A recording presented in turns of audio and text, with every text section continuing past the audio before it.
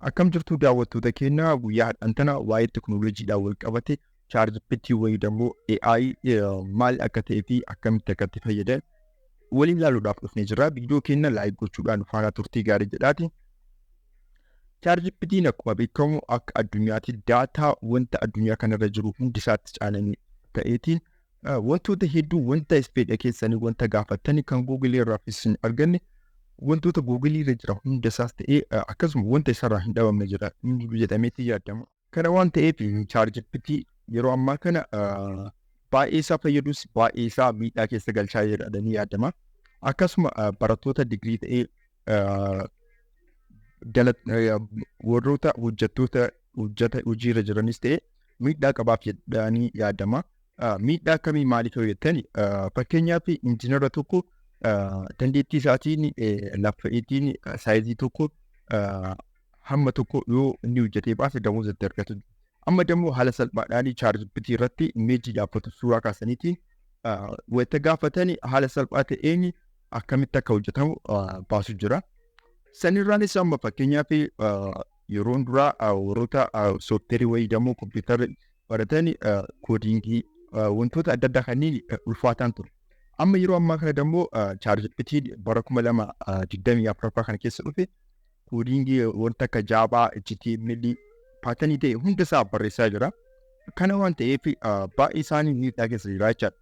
Haa ta'u malee isin yeroo ammaa kanatti Chatgpt'tti dhiyaattaniitiin haga malatti dandeettii agasaa danda'uu baannus maashina waan ta'eef nu dammoo isa fayyadamneetiin beekumsa hedduu irraa akkasuma hojjettoota taatan miidhaarra booda waan nu geessuuf namni haala salphaatiin yoo isa fayyadameetiin afoo wanta nuti laffaanee fakkeenyaaf xalayaa tokko galchuu yoo barbaanne akkamitti akka galchinu itti dhiphanneeti yoo barreessinu innis achi haala salphaadhaan otoo nu barreessu otoo jiru yoo itti dhiphannu duubatti fuudha jechaadha kun. Chatgpt wanta na raajuu keessaa tokko fakkeenyaaf duraan footoo tokko akka feenutti hin argannu. Footoo naachuraalii tokkos yoo footoo sun ka'ee jiraate malee hin argannu jechaadha. Amma fakkeenyaaf footoo akkanuma yaada keessan keessa sammuu keessanitti isin dhufe akkanatti naaf kaasii yoo jettan gaafattan akkasiin jettan sanitti kaaseetiin diizaayinii godheetiin footoo normaalii dhugaan ka'eetiin animeeshinii ilaalis ta'us footoo gaarii isin baasa. Wantoota baay'ee wantoota nu dhiban duraas Google irra sirrachuudhaan wanta ariin argannaa garuu akkasuma wanta ibsa ta'eetiin ibsisaa siraataan nu baasu argachuu dhabuu dandeenya. Amma dammoo Chatgpt haala qal'aadhaan giraamarii mayyuu otoo siraataan hin guutin inni giraamarii maa guutee gaaffii keenya akka waan siraataan keessa isaan beekuutiin akka hiriyaatti akka obboleessaatti akka nama bira jirtan gaafataniitti haala salphaa ta'ee adda baasee isin deebisaa jechaadha. Egaa Chatgpt kana fayyadamuudhaaf appilikeeshiniidhaan ni jira. Browser feetanii irra websaayitii feetan Google ta'e kan hunda isaarra iyyuu hin jira jechaadha. Iyyuu firiidhaan ni argama. Maarree Chatgpt kana fayyadamuudhaaf browser keessan Google ta'e Chrome ta'e websaayitii keessan browser keessan kan feetan bantanii ergasii chatgpt.com jettanii sirrachuu haala kanaan isin baasaa innis aktiiviidha. Yeroo hedduu maalatti update yeroo hedduuf godhaa jechaadha. System isaa wanta feetan yoo gaafattan irraan dhabdu jechaadha. Wanta lama gaafattanii irraa dhabdu isa irraan dhabdu jechaadha. Wanta feete maan ta'e. Naa fakkeenyaaf as biramee free online koorsii haa gaafannu barnoota bilisaa kan online irra jiran.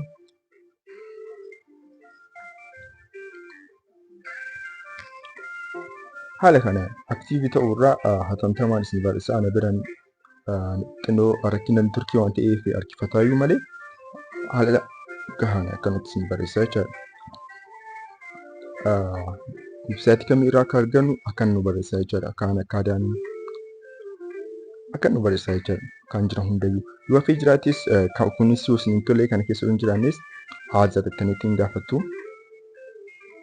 Kan biraas si dabalaa jechaadha haala kanaan.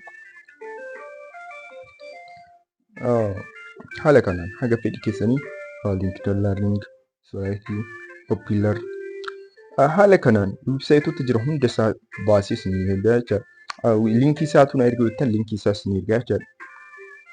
Isa alatti sun ta'in dalagaa hedduu keessa barbaadattanii online irra fa'aa YouTube irra sirrachuu as haala qal'aala yoo gaafattan mee fakkeenyaaf find best online jobs hojjennee gaafan haala kanaan dalagaa dhugatee kan sobaantu sun ta'e fakkeenyaaf kan yuutuubii irraa namoonni hedduu mallaqa ittiin argachuuf hedda jecha wantuma hin taanetti yeroo nama gubsisanii anis akkasitti seeneetiin laaleetiin maalitti viidiyoo hedduu laalaatiin ture. Viidiyoo haala gahaan dalagaa seeraa argatanii Chatgpt irraa immoo yoo gaafatan haala salphaan akkanatti. Fakkeenyaaf amma Upworkiin baay'een keessan yoo beektus baay'een keessan beekuu dhabdus Fiverriin Freelance kanneen maalitti haala gaariidhaan websaayitoota dalagaa irraa argatanii jechaan namoonni hedduun namoonni baay'een iskilii xiqqoomasii dandeettii xiqqoosaa argataniitiin irratti dalaguu dandeettu jechaadha. Akkanatti darajaadha isin kaa'e jechaadha. Amma Upworkiin akka addunyaatti dalagaa dalagamu waan ta'eef kiffiyaanis doolaaraa waan ta'eef baay'ee gaariidha jechaadha. Isaan keessaan viidiyoo isaa yoo hojjetan isin hojjedha. Akkaawuntii keessa irra kafala. Peepaalii kan jedhu hin jiru. Kiffiyaan qaxxaxaa akkaawuntii keessan irra isin jala jechaadha. Akkasuma baay'ees jira. Dalagaa barbaadanis baay'ee jira. Isa gaafattan akkanatti haala salphaan isin himaa jechaadha. Yuutuubii irra sirrachaniitiin kan dhabdan akkanatti haala salphaadhaan. Yoo kunis isin qubsine ta'e haazreedhaatiin kan biraas isin dabala jechaadha.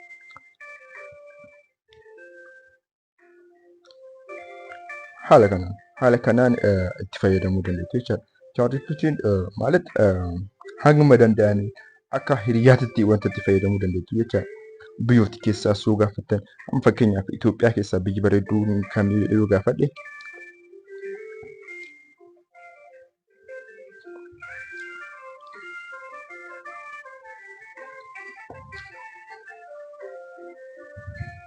in Addis Ababa the capital city jedheeti haala kanaan isin baasaa jechaadha.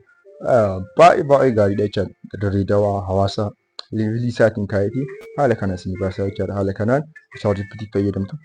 San keessaas fakkeenyaaf dalagaa tokko dalaguudhaaf maal faana barbaachisa akkamitti dalagaa jettan amma fakkeenyaaf yoo Upworkii akkamitti dalagadheeti yoo gaafadhe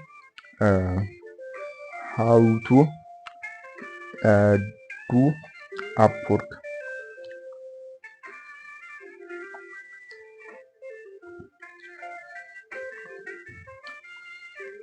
step maal xumuruu qabdan isin hojjetaa jechaadha. Portfolio isaas descriptionii garagaraas isin barreessaa jechaadha. Argatee eenyummaanis isin barreessaa.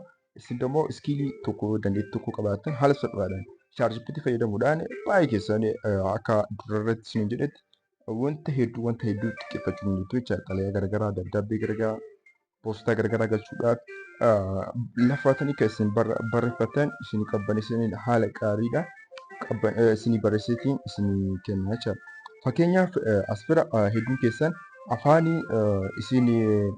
Ingiliffaa waan barreessuuf isin afaan Oromoo danda'uu dandeettanii seeraan baan keessan intarnaashinaali agarsiisamu hundaa miti aanumaan cimmirii as bira jecha hedduu isin dhibuu danda'a. Hiikkachuu dandeettu garuu kan isin dhibu kan gizii takkatti akka isin galuudhaaf as bira koppii godhataniitiin kaa'achuudhaan as biras dhuftaniitiin koppii kan jedhu kana koppii fayyadamuu dandeettu. Tiraanisleetii garagaraa appilikeeshiniidhaas fayyadamuu dandeettu. Garuu as bira Google Tiraanisleetii kan tokko jira. Google Tiraanisleetii jettanii barreessitu. Inni nu akkanatti isin dhufa. Ergasii afaan hedduu of keessaa qaba. Innis akkuma appilikeeshinii san ta'eetiin AI of keessaa qabuuf aktiiviidha.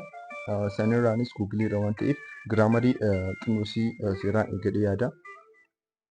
Fakkeenyaaf dhuftaniitiin kan koppii gootan paasitti gootan haala kanaan isin baasaa jechaadha. Afaan Oromootiin keetiin haala kanaan isin baasaa jechaadha. Afaan Oromootiin dubbisataatiin isteeppii isaatiin maalirraa maaliin akka isin barbaachisu akkamitti akka galfachuu qabdan laaluu dandeettu jechaadha. Innaa kan isin jedha itti aansitiin warroota PC'n fayyadamtan akkamitti akka Chatgpt irratti haala salphaadhaan fayyadamtan isin dabarsa. Halataan akkaataa itti fayyadamanii tokkuma as bira chatgpt.com jettaniitiin sadachuu.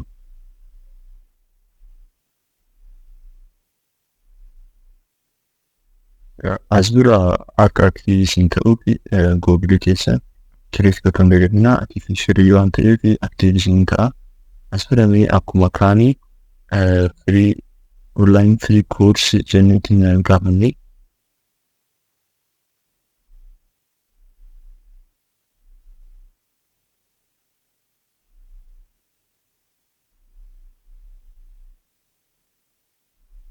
arga.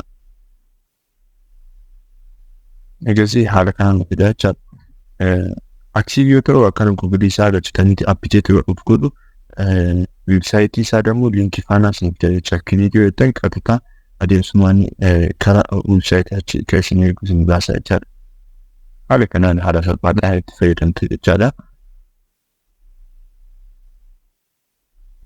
Wanta isin garee yoo jiraate asirra koomentii viidiyoo kiyya jalatti ilaalamu jirantu mee gaaffii biraa irra dabalee amukkuru fakkeenyaaf find test online job.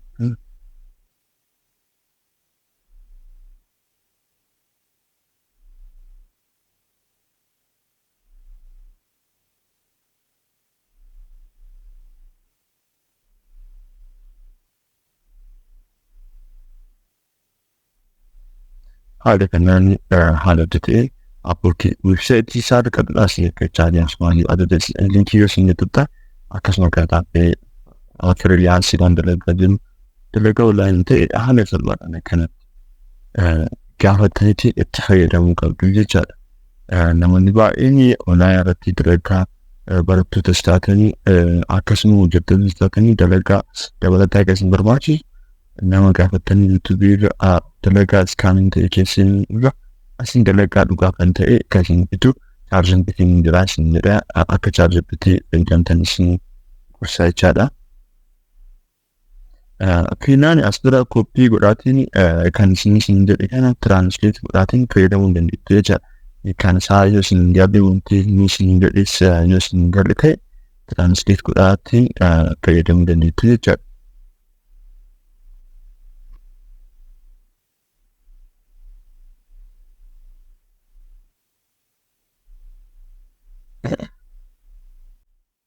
Yaa'u jecha Ingiliffaa yoo isin galle ta'e anis yeroo baay'ee Google Translate fayyadama. Akkuma silkii irrattis isin agarsiisetti Google Translate filadhaa.